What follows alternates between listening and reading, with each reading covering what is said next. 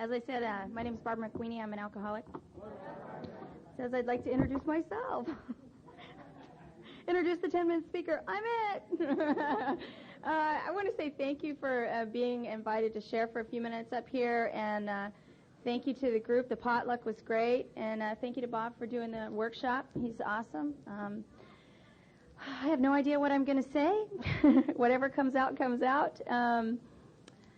I was really confused when I got to Alcoholics Anonymous. I didn't know why I was here. My family did an intervention with me, and I thought that there was a possibility on the outside that maybe there was a chance that there might be a slight indication that I had a drug problem, but I certainly was not alcoholic. I'd never heard of the term alcoholic. I'd never seen an alcoholic. I didn't know what one was, and I certainly had never heard of Alcoholics Anonymous before. The only exposure that I had to alcohol when I was growing up was my favorite granddad would come up 4 times a year, and I'd pour him Jack and water back, and we'd play Yahtzee all night long, and we had a good time. We laughed a lot. That's not what makes me alcoholic. I have an illness that centers in my brain. What happens is, I was growing up, and I had a sense of apartness. I'm from a very big family, and I just didn't feel like I fit there. I felt like I was different. I was incredibly sensitive to anything and everything, and I just never felt like I was a part of. And we were kind of a melting pot of 2 families, and I ran away the first time because I just couldn't take it. I needed to get out of my skin, and I thought, going away seems like a good idea, and I'm in 5th grade, and we're living in Vegas at the time, and I end up in, I hitchhiked to St. George, Utah, and end up in I had a bright idea. I have a lot of those. Gets me into a lot of trouble. They have way stations, and they at the time were up on hills, and I came across this trucker had let my sister and I out of this truck, and I thought, you know what, we're going to get caught, because all I could see was the way station on this side. And I thought if I walked really close to the hill that they wouldn't be able to see us down this way. It never occurred to me there was one right across the road, and they could look down and see us. Anyway, we got picked up, and I did what I do best. I lied, and I gave them a fake name, and couldn't spell it, which was a problem. They asked me what the name was, and of course it had to be something really glamorous and something that I wasn't. And I rattled it off, and he said, "Could you spell that again?" And I said, "No." So I was in trouble. And so they put us it was too late to get dinner, and I remember going into this juvenile hall, and I was afraid, but at the same time, it was like an adventure to me. I've always liked living on the edge of anything and everything. I like everything fast, quick, and a lot of it. And I remember that there wasn't going to be any dinner, and I was in a cell by myself. They had separated my sister and I, and I realized that there was somebody else in the cell next to me, and I was talking out loud about not being able to have anything for dinner, and these crackers come sliding underneath the door. And I'll tell you what, I felt love for the first time. I thought, I never want to leave this place. Somebody wants me. Somebody cares about me. They really care about what happens to me. And I remember finally when they figured out who we were, and my parents drove up to get us, it was a very silent ride home. And the only thing that saved me was that we had cousins in from out of town, and my family was the type of people that you never really let anybody else on the outside know what was going on. Had my cousins not been there, I probably would have been beaten within an inch of my life. I was getting high at the time. Sorry, I forgot to include that. I had a sense of strength and peace that came from being able to get out of my skin and not feel to the intensity that I was feeling, even in 5th grade. I didn't think that there was anything that was wrong with me. Progression set in, and I was, even at that time in my life, I was doing anything and everything that I could to change how I felt. I couldn't stand being me. I wanted to be anybody but me, and I started to build a case against myself. And that came in the form of, I came from the wrong family. I live in the wrong neighborhood. If I looked a different way, if I was blonde instead of brunette, if I was thin instead of fat, if I went to a different school. I mean, the list started to begin of justifications and rationalizations of how and why I needed to alter how I felt. And I did that with drugs and alcohol. And at 16, I ran away from home again, and the consequences for doing what I was doing had started to mount at this point. And there was a real desperate need in me to not be who I was and in my own skin. And I remember my girlfriend and I, because I was living with her and her family at the time, when I ran away, they partied, and I thought, oh, how cool. See, now if my parents were like that, that would be okay. And we were leaving one Saturday night, and and I think about this is so crazy, and I was anxious. I knew the night was going to start. You know, when your heart's beating really fast and your palms are starting to sweat, and you're like, hey, I know it's coming. I know it's coming. That sense of, and it was going to come in the role of Lemon 714 Lifesavers. And I got a roll, and I did a couple, and I waited 5 minutes, and it didn't happen fast enough, and I took a couple more, and took a couple more. Pretty soon the roll's gone. And I'm drinking at that time Boone's Farm wine, you know, 16, that's a delicacy. And next thing I know, I come to, and I am in a youth psychiatric / detox center, and I'm taking this test, and they're telling me that I tried to commit suicide. And I remember thinking, no, I wasn't. I was just trying to get a buzz on. You guys don't understand. I just overshot the mark. I wasn't trying to kill myself, you know. And that's pretty much the story of my life. I overshot the mark in everything I've ever done, and until the consequences ended me up where I felt like I was losing my sanity.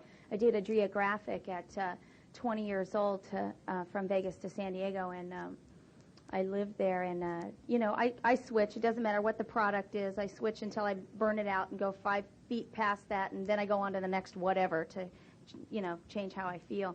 And sure enough, I hit bottom, and by that time I was experiencing blackout quite frequently. I was pretty much guaranteed blackout at 2 shots. I'm 21 years old. I'm no longer employable. I'm covered in speed bumps. I'm peeing on myself, and I can't complete sentences. And I'm wondering what the hell happened to me. I don't understand what happened. I'm baffled. My family does an intervention, and they bring me back to Vegas, and they try to get me in treatment on that detox that Bob was talking about. And it was full. And then my family is financially challenged, and they tried to put a second mortgage on their house. And I was praying. I was sitting on my hands, and I was praying that it wouldn't go through, because you see, I always pulled it together for about this long. I'd be able to pull that life back together again, some type of manageability. You know, this time I'm gonna be all right. I'm gonna put it down. It'll be okay. And I'd be able to pull it together for a while, and then I'd rip it down, and then I'd pull it together, and I'd rip it down. Well, the periods of time that I was capable of doing that was getting shorter and shorter, and at the end, I just didn't have it in me anymore. And I sat there, and I hoped that it didn't go through, and luckily it didn't go through. And in the meantime, you know, today I know it was through divine intervention. At the time, it never occurred to me. My mom took me to a hospital. I was having a reaction to all the stuff leaving my system, and I was helping her clean a house. And you know, this will tell you a little bit about where my brain was. I was using Easy Off to clean stuff off of a wall in the kitchen, and I was standing like this close to it. You know, I think maybe I was really, really, really trying to alter how I felt even then, but wasn't really aware of it. Anyway, I was on top of a counter, and I ended up falling off, passing out. And my mom's dragging me to this hospital, and my mom's frantic. And she gets me in a wheelchair, and she gets me inside, and she's like, you got to help my daughter. Something's wrong. You don't understand. You got to help my daughter. And the lady said, why don't you take her to AA? And I was insulted. I didn't know what AA was, but it sounded bad with the tone of her voice, you know. And so in the next couple of days, what happened was my mom took me to a meeting, and she dropped me off on the outside. And I'd like to tell you that there were pockets of people standing outside, and it was cold. It was November, and they were laughing. And they looked young. You know, a lot of times I hear people saying here, you know, everybody was old when they got here. That wasn't my case. My case was there were a lot of people around my age, 20, 21, 22, at this particular meeting, and it turns out that it was the same place that I was at when I was 16. And I remember being terrified but curious all at the same time, and I walked up the stairs, and this lady was sitting on a bench up at the top of the stairs, and she said, my name's Susie, are you new? And I just said yes, and she said, you can sit next to me in the meeting. She was definitely a God shot to me, because I was terrified. I had no idea what to expect. When I got inside of that meeting, there were people in there that were taking at that meeting, you counted the number of days that you had if you had under 30 days, and then they were doing 30, 60, 90 chips all the way up to a year. And there was a lady at the front of the room who was taking 6 years, and I was thinking, wow, 6 years without drugs and alcohol? How do you do that? Why would you do that? You know? And, you know, I didn't know they were speaking a different language. And the only thing I knew is that I had hope for the first time in a long time, and I really didn't even know what you guys had. All I knew was that there was a level of enthusiasm there, and these people seemed to be happy, and I hadn't been happy in a long time. I knew that I had burnt out any relationship, whether it be family or otherwise. I knew it was no longer employable, and I was so prideful that I always believed that I would be capable of getting a job and keeping it. And I had big old dreams for myself, you know. But I am the real alcoholic. I have a problem, whereas if I ingest alcohol or the like in any form at all in my system, I can't stop. I just go until it's done, until I'm done. And they said, keep coming back and don't pick up no matter what. And some people made some, you know, pretty bold suggestions to me. They said, you know what, why don't you get down on your knees and ask God to keep you clean and sober today. And if you don't believe, believe that we believe. And, you know, I did that. And I did a lot of sitting on my hands. And I was afraid, but I didn't have anywhere else to go. And in that first year and for the years following, I've been taught things like how to go to meetings. I've been taught how to take the steps in my life. I've been taught how to be sponsored and be a sponsor. I've been taught how to be a part of a home group. I've been taught how to be of service to people. I am incapable of and by myself to do those things because I'm self-centered to the extreme. I'm all I think about. So I don't have the ability to do that stuff by myself. So I go with a group of people. Now, you know, my sponsor can attest to the fact that sometimes, you know, I'm not real pleasant to be around, especially if I'm having an emotional moment. But, you know, when I settle down, I get through it because they taught me this process, and they continue to remind me of this process when that alcoholism is kicking my tail. I'm like, Bob, I didn't start experiencing the effects of alcoholism until the treatment, which was the alcohol and the like, stopped working for me. I didn't start to experience the fear again, the inability to fit again. All the stuff that used to make me feel okay was gone. And I couldn't live with it, and I couldn't live without it, and I needed to be shown a way. And it was 5 days after my 22nd birthday, and you know, I'm amazed that I have an awesome life today. I have an active home group. I have a very active sponsor that I'm amazed at. Every time I listen to him, I just, you know, I learn something new, and I need that. I need it to be fresh all the time. When I teach in sponsorship, I learn. That's how I get it. There's no way that I can sit down with the book and, you know, read it and digest really what's there. But when I sit down with someone else and I read it to them and I try and explain it to them, I learn. I learn a little bit more about me. And when I listen to you, I learn a little bit more about me because I identify. And I'm not capable of pulling this off on my own. So, you know, I'm eternally grateful that I live in an era where Alcoholics Anonymous, all that stuff that Bob talked about earlier, was already put in place. Man, it must have been really, really hard. Can you imagine? I mean, they had to set down the rules. You know, I'm not into trailblazing. I can't do it. It's too rough. You know, I'm a wimp when it comes to that, and I'd rather have it laid out for me. And there's one thing I absolutely believe in. You know, I have the hand of the person in front of me, and I have the hand out to the person that's behind me, and that's how we do this deal. You know, one day at a time, that's how we do this deal.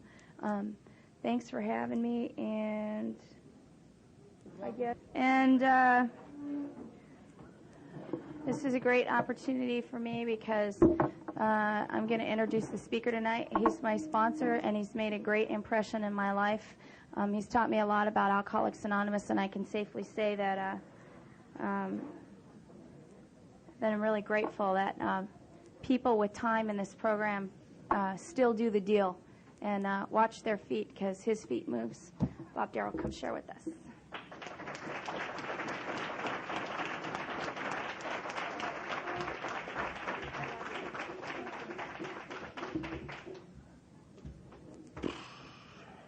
Bet you're wondering what it cost me to get her to say that.